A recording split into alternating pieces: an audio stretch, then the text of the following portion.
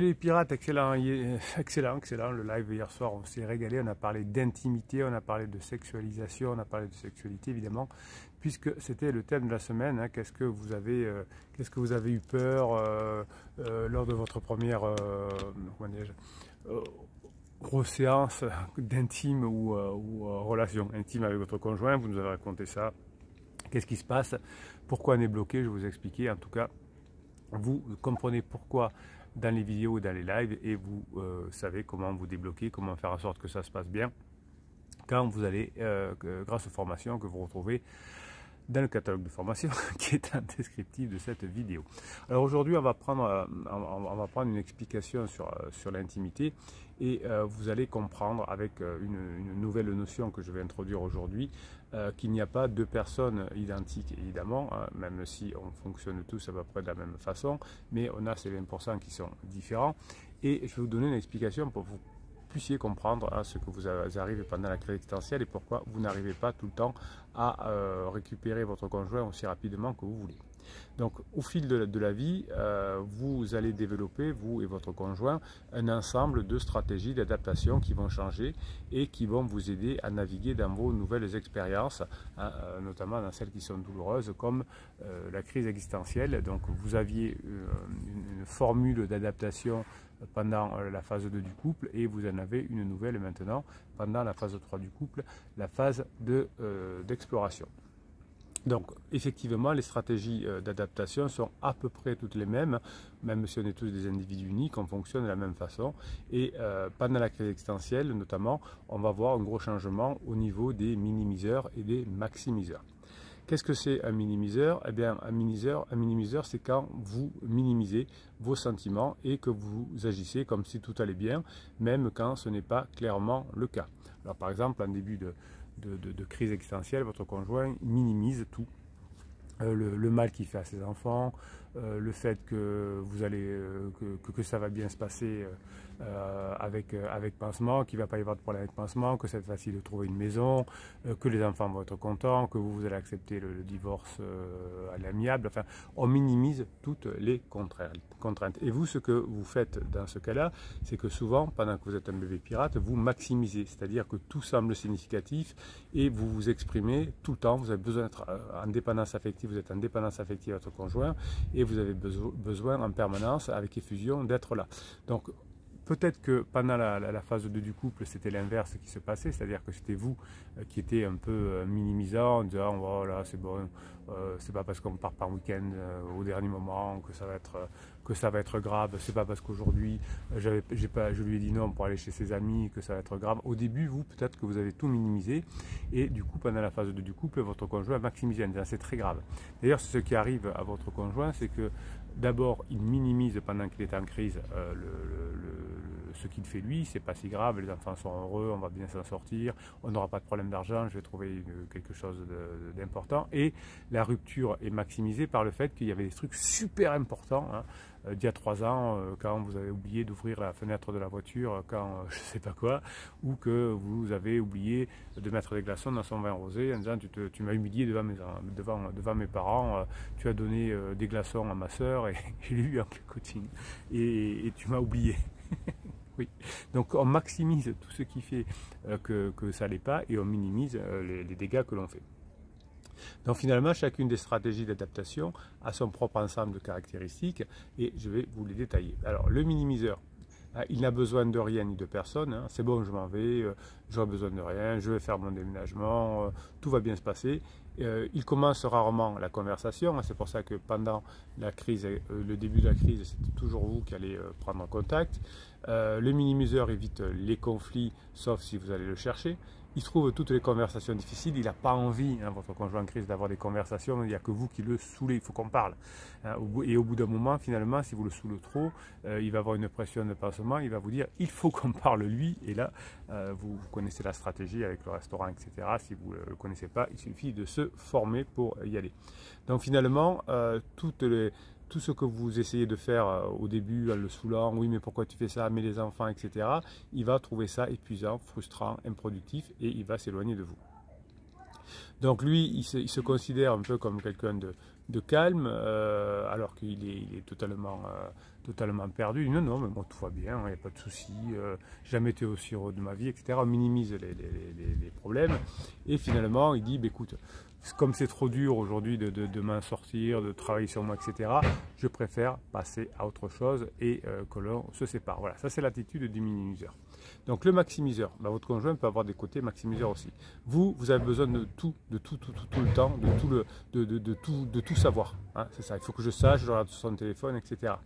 Je suis celui, quand je suis le maximiseur, qui a besoin d'en parler. J'utilise beaucoup de mots pour le faire. Hein. Il faut qu'on parle. Et ça saoule votre conjoint. Vous voyez le conflit comme une opportunité de résoudre vos besoins. Donc si on parle, on va trouver des solutions. Non, vous trouverez des solutions si vous améliorez dans votre relation. Vous préférez parler, analyser le conflit, commenter votre couple. Hein. Tu vois, avant on était heureux. Tu vois, il faudrait qu'on fasse ça, etc. Vous voulez dominer la discussion et vous ne laissez pas finalement beaucoup de place à votre conjoint. Et vous parlez à plusieurs reprises des mêmes problèmes. Vous saoulez votre conjoint parce que vous maximisez et au bout du compte, finalement, votre conjoint s'éloigne. Donc vous voyez que vous les pirates, vous comprendrez pour retrouver votre intimité comme dans la formation de cette semaine que vous retrouverez d'ailleurs en descriptif de cette vidéo dans le catalogue. Hein, évidemment que vous allez trouver tout ce qu'il vous faut pour avancer et pour ne plus faire ces erreurs de minimiseur ou de maximiseur. C'est-à-dire que certains coachs vous proposent de minimiser vous à l'extrême, c'est-à-dire de faire des silences radio. Donc c'est l'une des plus grandes conneries qu'on puisse vous proposer évidemment, hein, puisque si vous proposez un silence radio, vous allez être dans le minimiseur et face à un minimiseur, il ne se passe plus rien. Si la personne était maximiseur, qu'elle revienne vers vous, pourquoi pas, on pourrait jouer au fuis-moi je te suis. Mais là où le fuis-moi je te suis est une connerie aussi, c'est quand votre conjoint est en crise au début, comme il minimise les minimiseurs, si vous faites des fuis-moi je te suis, vous allez fuir, vous allez courir, mais il ne vous pourra pas après. Hein. Ça ne marche, le fuis-moi je te suis, c'est une technique de manipulation qui ne peut marcher que quand la personne est accro à vous. Hein, comme elle est accro à vous, elle est maximiseur, comme on dit, et donc elle ne peut pas minimiser. Donc finalement, les minimiseurs sont comme des tortues qui vont rentrer dans leur carapace, hein, si vous ne les appelez pas, ils n'appellent pas, et les maximiseurs, eux, sont comme des tempêtes, hein, des tempêtes de grêle, il faut y aller, il faut que je comprenne, je le saoule, je t'ai vu en train de, je t'ai fait suivre, enfin vous voyez, tous ces trucs-là, j'ai besoin de savoir, je regarde son profil Facebook, je regarde ses stories, enfin, etc., etc., etc. Donc, et finalement, le maximiseur, le minimiseur, peuvent s'accorder, c'est-à-dire que s'il y a quelqu'un qui est minimiseur, le maximiseur peut un peu le booster, s'il y a quelqu'un qui est trop maximiseur, le minimiseur peut le booster aussi, hein. Donc ça peut être complémentaire, mais au moment de la crise, c'est pas ce qui se passe. Donc si on vous conseille face à un minimiseur d'être encore plus minimiseur par le silence radio, fuyez, évidemment, hein. Vous comprenez que c'est logique quand on vous l'explique comme ça. Donc pendant la phase 2 du couple, le minimiseur, le maximiseur, ça peut encore aller, hein. Il y en a un qui est un peu bougon, un peu qui rentre dans sa carapace, un peu qui est, voilà, je suis un peu un taiseux, et l'autre qui veut toujours parler, etc. Donc ça crée une forme d'équilibre. Voilà. Mais au moment de la crise existentielle, ça devient terrible. Donc finalement, quelqu'un qui est maximiseur, hein, comme les bébés pirates qui commettent beaucoup d'erreurs, comment dirais-je, quand vous constatez que votre minimiseur, votre tortue, là, votre criseux rentre dans sa carapace, n'importe quoi, c'est nul, qu'est-ce que vous allez faire? Eh bien, vous n'allez pas mettre une tempête de grêle contre la carapace de la tortue. Toc, toc, toc, toc, alors, t'en es où? Hein, vous n'allez pas saouler votre conjoint. De temps en temps, souvent, vous allez rentrer en communication avec votre conjoint, mais pour lui faire vivre des bonnes choses. Hein. Vous n'allez pas essayer de couper la carapace de la tortue avec une scie sauteuse, mais vous allez l'aider, hein, à remplir ses besoins et du coup, il va sortir la tête de sa tortue. Si vous tapez, si vous comment on dit ça, hein, voilà, je sais pas, si vous tarapatez, non, si vous tapotez, bon, je sais pas comment on dit, sur la carapace, ça ne fonctionne pas. Donc vous allez, votre conjoint ne vous doit rien et vous ne devez rien à votre conjoint, vous le savez. Je vous ai fait un short la semaine dernière là-dessus. C'est-à-dire que votre conjoint, il ne va être avec vous que s'il y retrouve son compte, hein, que vous le faites rêver, que vous la faites rêver, que vous lui apportez du plaisir, que vous la faites rire, que vous le faites rire, etc. Ça, c'est pour ça que votre conjoint sera avec vous. Mais il ne vous doit rien. Il n'a pas à être avec vous parce que vous existez, vous avez un gros ego et il vous doit parce que vous êtes le papa ou la maman, il vous doit quelque chose. Non, on ne vous doit rien. Et si vous voulez vous faire aimer, et c'est tout à votre honneur de vous faire aimer par votre conjoint, eh bien, il va falloir lui apporter ce dont il a besoin. Voilà, c'est comme ça. Donc si vous faites preuve de patience, votre tortue finira par sortir de sa carapace et vous allez pouvoir plus facilement régler les problèmes. Hein. Si vous êtes face à votre conjoint et que vous voulez vous harceler, ça ne va pas fonctionner. Évidemment, si vous faites le silence radio, ça fonctionnera encore moins bien. Finalement, votre conjoint en crise, la tortue, sera très reconnaissant à la fin hein, d'avoir attendu, d'être disponible pour enfin revenir ensemble. En revanche, pour les tortues, hein, si vous voyez que votre ex, entre guillemets, est bouleversé, hein, c'est-à-dire qu'à un moment donné, vous allez avoir votre conjoint en crise qui va avoir la tempête de grêle lui aussi, hein, qui va maximiser, qu'il faut qu'on parle, etc., parce qu'il a eu le coup de pression, de pansement. Et donc vous allez faire la tortue à ce moment-là. Ça, c'est important. On verra, on va se faire un resto, on en parlera, et vous faites la tortue. Donc, quand votre conjoint est dans l'excès de maximiseur, vous faites la tortue. Quand votre conjoint fait la tortue, vous ne faites pas l'excès de maximiseur. Hein, vous avez ce contact moelleux, hein, c'est les périodes de down, vous restez en contact, vous n'êtes pas désagréable, ou au contraire, vous êtes agréable, vous apportez des petites choses. Donc finalement, quand votre conjoint va rentrer dans sa tempête de grêle, qui va vous balancer la grêle sur la figure, eh bien vous rentrerez dans votre carapace et vous attendrez que ça passe. Vous comprenez le maximiseur, minimiseur avec la notion de tortue et de tempête, ça doit vous donner des idées pour comprendre comment fonctionne la crise existentielle et comment vous devez réagir.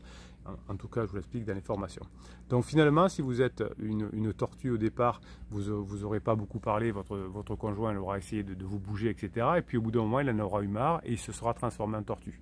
Et c'est vous qui devenez maximiseur à ce moment-là en disant « faut qu'on parle, tu ne dois pas me faire ça, les enfants, etc. » D'accord? Vous avez compris ce système. Donc vous devez être jamais ni minimiseur ni maximiseur, mais vous adapter à l'autre. Donc s'il est tortue, c'est-à-dire qu'en ce moment il est dans sa carapace, ne balancez pas un orage de grêle sur lui. Et si c'est un orage de grêle, ne rebalancez pas à ce moment un orage de grêle aussi, parce que ça monte au crescendo et ça finit par un interdit et on finit par se fâcher et on se finit par se faire bloquer sur les réseaux sociaux.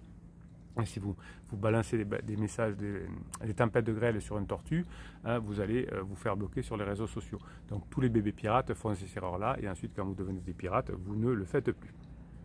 Bien, donc êtes-vous minimiseur, êtes-vous maximiseur?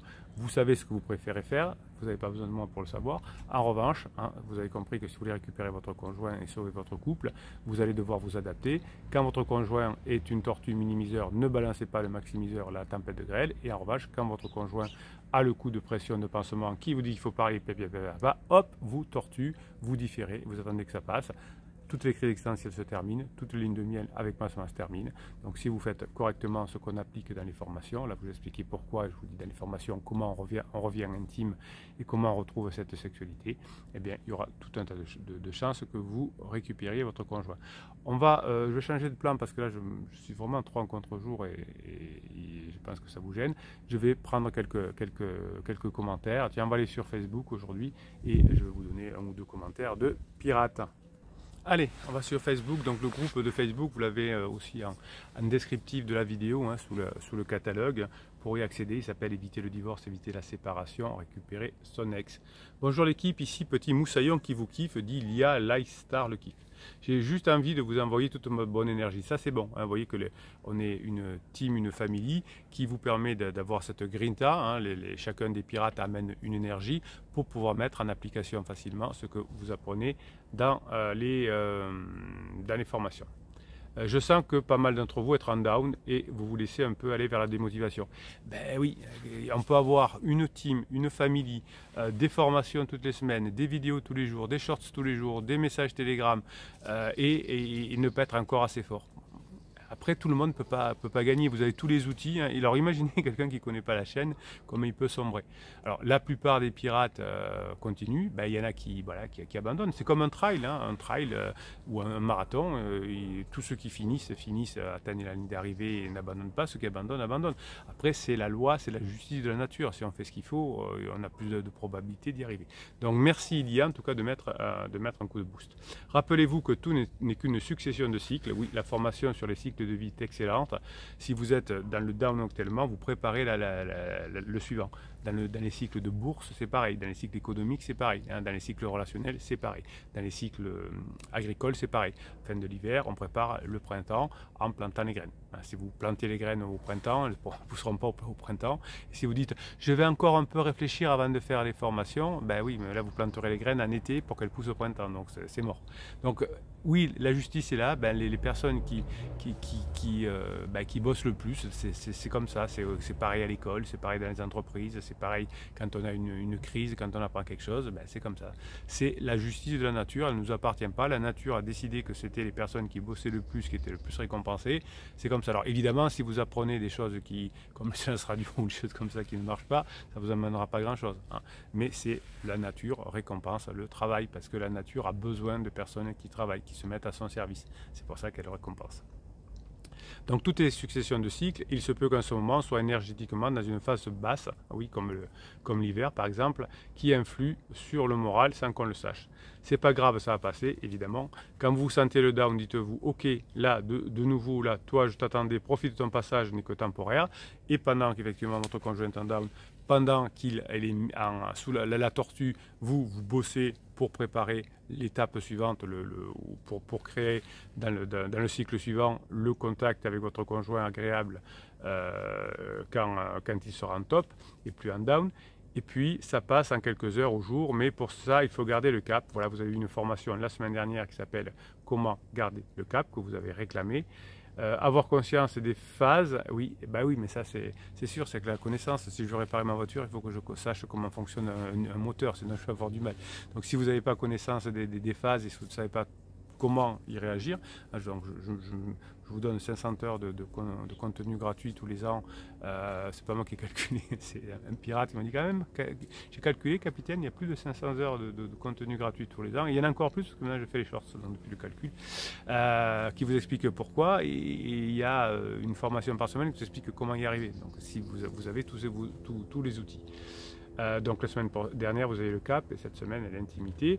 Donc avoir conscience des phases, se dire qu'on a les outils pour les gérer. Oui, hein, vous êtes les privilégiés puisque vous avez les outils pour les gérer. Passez un bon week-end, que ce soit avec vos criseux, vos enfants, vos animaux, dans la nature, à faire du sport, le ménage, à travailler ou découvrir de nouvelles choses. Ben oui, voilà, si vous faites votre ménage, vous promenez, etc., mettez en plus des formations dans les oreilles. L'une des façons de réussir sa vie, on a tous 24 heures, hein, c'est de faire deux choses en même temps. Donc quand vous faites des choses intellectuelles, faites en même temps des choses physiques. Par exemple, je sais pas moi, si vous apprenez l'anglais, marchez en même temps, voilà, pourquoi pas, ou sur un tapis de course, ou si vous faites des choses physiques, allez vous balader, faire du ménage, je sais pas quoi, apprenez en même temps, mettant des formations dans la tête, et vous avez donc 2 fois plus de temps que les autres. Bref, vivrez en conscience, souriez, la vie est là et elle est belle parce que vous le décidez. J'adore ce message. Hein. Alors, qu'est-ce qu'il y a comme commentaire? J'espère que vous félicitez. Super commentaire, dit Cerise. Forcément, Cerise, elle est positive. Lilou, oui, les vacances d'été ont été difficiles. Toutes les vacances. Je vous avais prévenu au mois de juin. Hein. Attention, les vacances d'été sont difficiles. C'est des cigales. On peut bouger, on peut chanter, on n'a pas les enfants. Il y a moins de contraintes par rapport à l'école. Il y a les vacances. Oui, c'est les moments les plus difficiles de l'année. Pour certaines... Et encore, je trouve que cette année, par rapport aux autres années, je ne sais pas si c'est après Covid, etc., il y a beaucoup plus de couples qui sont revenus ensemble pendant l'été. Donc d'habitude, c'est plutôt en septembre. Là, ça a été aussi pendant l'été. Donc c'est plutôt une bonne nouvelle.